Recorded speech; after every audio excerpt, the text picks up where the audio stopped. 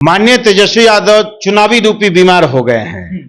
चुनावी रूपी बीमार हो गए। हाँ, चुनावी रूपी बीमार हो गए हैं। और चुनावी रूपी बीमार जो हो जाता है वो इसी प्रकार की भाषा शैली का प्रयोग करता है, जिस प्रकार की भाषा शैली का प्रयोग लोकसभा चुनाव के दरमियान वो कर रहे थे कि बीमार पड़ोगे तो अस्पताल जाओगे कि मंदिर जाओगे।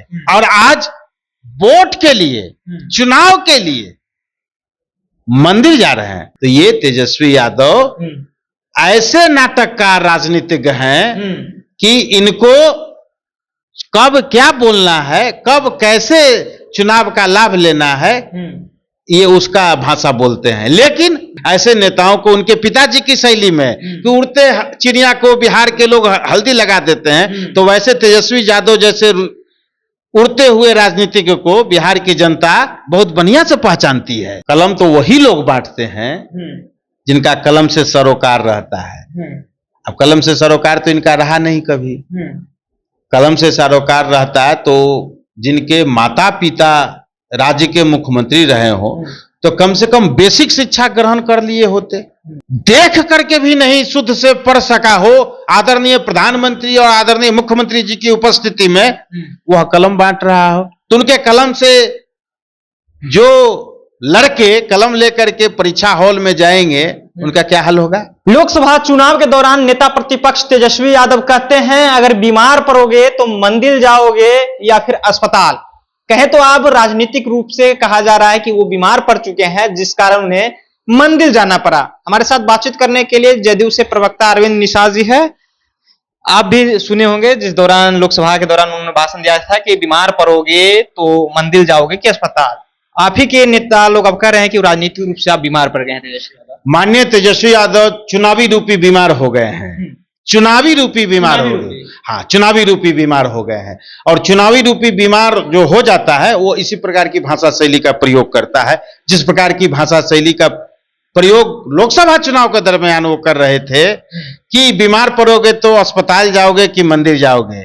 और आज वोट के लिए, चुनाव के लिए मंदिर जा रहे हैं। वैसे मैं स्वयं जाता हूं। मैं स्वयं भारतीय संस्कृति में, सनातन संस्कृति में जो है उसका मैं आदर करता हूं। लेकिन तेजस्वी यादव जो करोड़ों लोगों के भावनाओं को आहत करते हुए लोकसभा चुनाव के दरमियान जिस प्रकार से उन्होंने भावना भड़काने का काम किया और अब विधानसभा चुनाव में इस प्रकार की बातें कर रहे हैं। डर सता रहा है क्या? हम चले गए। अरे भाई, मैंने बताया ना कि वो बीमार हो चुके हैं। तो अस्पताल जाएंगे ना।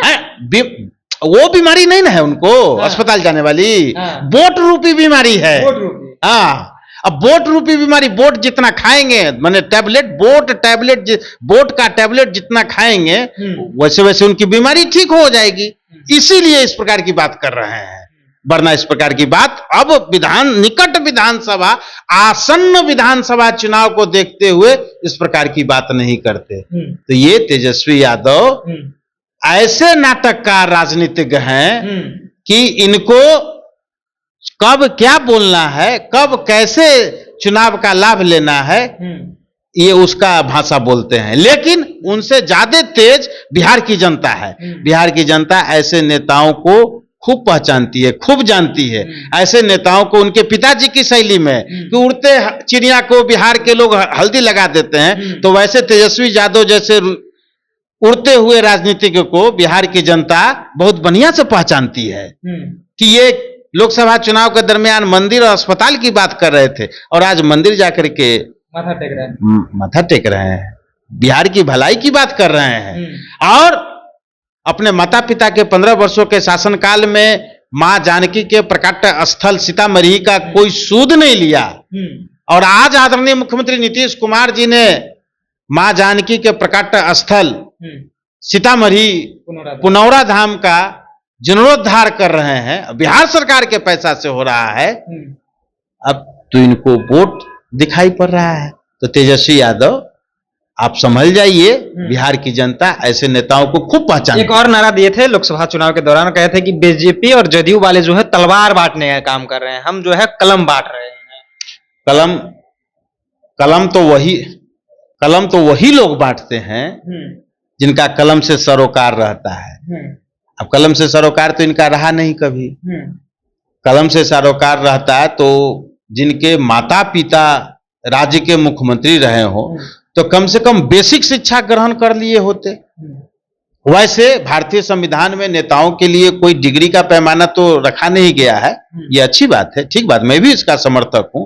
लेकिन कलम बांटने का, अब जो व्यक्ति बिहार विधानसभा के शताब्दी वर्ष में देख करके भी नहीं शुद्ध से पढ़ सका हो, आदरणीय प्रधानमंत्री और आदरणीय मुख्यमंत्री जी की उपस्थिति में वह कलम बांट रहा हो, तो उनके कलम से जो लड़के कलम लेकर के परीक्षा हॉल में जाएंगे उनका क्या हाल होगा?